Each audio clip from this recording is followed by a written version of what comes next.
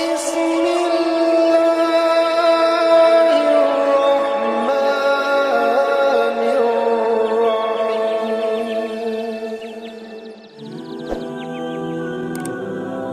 انس بن مالک رضی اللہ تعالیٰ عنہ سے وہ نبی کریم صلی اللہ علیہ وآلہ وسلم سے کہ آپ صلی اللہ علیہ وآلہ وسلم نے فرمایا کہ رحم مادر میں اللہ تعالیٰ نے ایک فرشتہ مقرر کیا ہے، وہ کہتا ہے کہ اے رب اب یہ نطفت ہے، اے رب اب یہ علقت ہو گیا، اے رب اب یہ مضاغت ہو گیا۔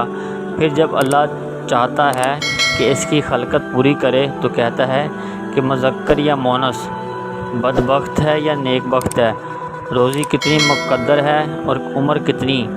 بس ماں کے پیٹ ہی میں یہ تمام باتیں فرشتہ لکھ دیتا ہے۔